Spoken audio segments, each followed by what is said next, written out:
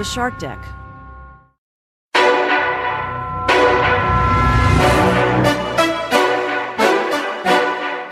Hello and welcome to Palace Intrigue. I am your host, Mark Francis.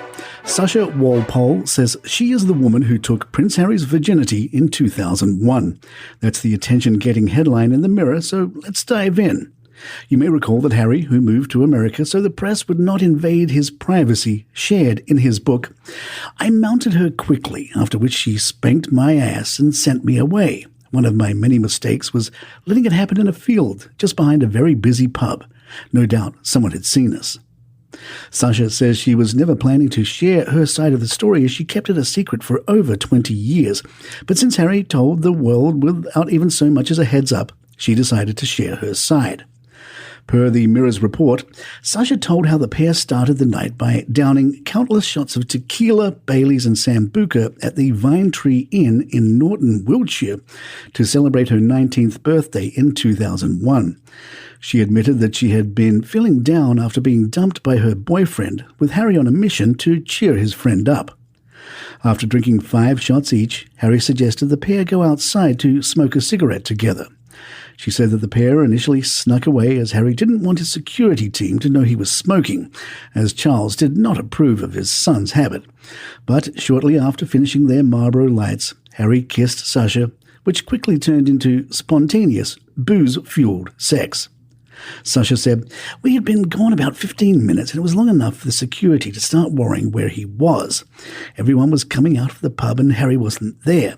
My friend Bryony ended up in her blue Fiesta with one of the backup security guards driving around on a Harry hunt. They found him in a phone box down the road."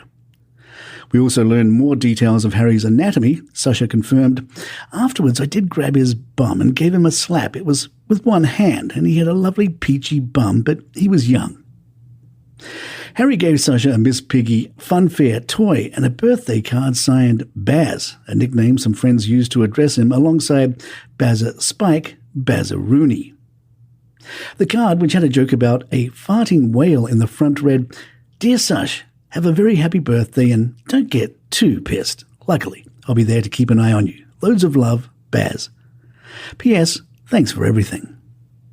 He never signed off with his real name, even on a text. It would be H. The Miss Piggy had been won by Harry a few hours before. Sasha shared that she noticed that Harry had stuffed Miss Piggy's bra with an extra paper to give her boobs a boost. Harry and William ran with a pack of about 80 friends, says Sasha. Everyone was equal in the world of horses. It was a mixed bunch of polo players, grooms, hunt staff. You have racing people, the whole shebang. It was all about the horses. It didn't matter if you were a groom, a rider, or a prince. Nobody was bigger than anybody else. The grooms were given a lot of respect. You're only as good as your groom, and everyone knew the crap they had to deal with. The horses weren't always easy. Harry didn't act like a prince. There was no snobbery or hierarchy. It was just mates talking about horse events. Sasha had worked as an assistant groom at Charles's. She continued, "They were lovely to work for and made me feel welcome. I would see the family from time to time. I saw them a lot when they were home. There was a trust that they could go out without having bother or hassle, surrounded by like-minded, horsey people. I saw Harry more as we went to the same places. He had a friend called Simon, and Guy Pelly, a cheeky lad who liked partying. He was the wilder of the bunch. The security trusted the group and let them get on with whatever, within reason. I never saw Harry really drunk, falling over. We could smoke in the pub back then, but Harry wouldn't smoke in front of people. That's how we ended up in a field. William never smoked, and he was in a slightly different group. If they were both there, William was often at the other end of the pub. They were like brothers, not best mates. William would come over and tell Harry when it was time to go or if they had somewhere else to go. Harry was outgoing, funny, the life and soul. He didn't draw attention to himself, but he was just fun, just a normal lad, one of the group. No airs and graces. If he didn't have his title, you would never have known there was anything different. At the Rattlebone, we would listen to a mix of music from country such as Take Me Home and Sweet Home Alabama right through to Ice Ice Baby by Vanilla Ice. Harry and William liked a boogie. It was a little pub, so there wasn't a lot of room. It wasn't about the drinking, it was about meeting up. But I'd have peach schnapps and lemonade or Smirnoff iced tea if I wasn't driving. We'd all buy each other drinks, but I can't ever remember them going up to the bar. Harry was underage too. We all knew his age, so fake ID would not have worked.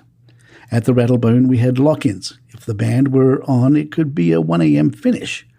I remember at the Vine Tree we played Spin the Bottle. The dares would be things like having to kiss someone. It was teenage stuff. Harry kissed a couple of people, but I avoided that because it was a bit awkward, as I think he quite liked a friend, Emma Lippiott. He would be a bit more flirty with her, really, than the other girls. You could just sense it. Palace Intrigue, we'll right back. The Sun shared that Sasha was also invited to Club H, the chill-out room Charles had set aside for William and Harry in the basement of Highgrove House. Sasha said, "Probably we would have been out in the pub then. We'd have an after-party down there. There were beanbags, a dartboard, more music. It was like a den. I went there a couple of times around the same time in 2001. Harry wasn't ugly. He's a nice-looking lad, but it was his personality that was attractive. That sparky, cheeky lad thing. You can have a laugh with him, feel relaxed around him. It would have been nice to have more pictures of our nights out, but we didn't have any camera phones. It was a bit of fun. You had to wear pink. The landlady had a pink tinsel wig we were messing around with. I had it on, but then Harry nabbed it off me." Sasha would also speak on the phone with Harry back in the days of landlines and families sharing one phone. It depended what we were chatting about as to how long we were on, or if I was holding up the phone for everyone else. We would have banter as mates, chat about bits and bobs, nothing important. We would also text on our mobiles saying, "What are you up to? Where are you going? Are you going to watch the polo?" I didn't often ring his mobile. Calls were expensive back then, and I never rang Highgrove. We all had each other's numbers. Now we'd have a WhatsApp group. After their now famous night at the pub, the two drifted apart as Sasha's horse grooming career took her elsewhere and she began mixing with a different group of friends. I don't have any regrets about not texting him. I don't think there was anything to be gained from that. Our lives have gone in different directions, but I wish him all the best. If Harry contacted me, I would say, "Let's go for a drink for old time's sake," but not in the Vine Tree. And there you have it. If you'd like to email us, our address is thepalacintrigue@gmail.com. Please follow us on Spotify, iTunes, Google Podcasts, wherever you get your favorite shows. I'm Mark Francis. My thanks to John McDermott. This is Palace Intrigue. Good times. I'm Melissa McKay, star of the new podcast, The Royals of Malibu. I play Ella, a sex worker just trying to survive when I get swept away to the wealth and the drama of Malibu. You know, you can like something without touching it. You've made the biggest mistake of your life, Ella Sinclair. You are a total psycho! Will Ella find a happily ever after ending? Or will these rich kids destroy her? Fall in love with The Royals of Malibu on Apple Podcasts, Spotify, and wherever you listen to podcasts.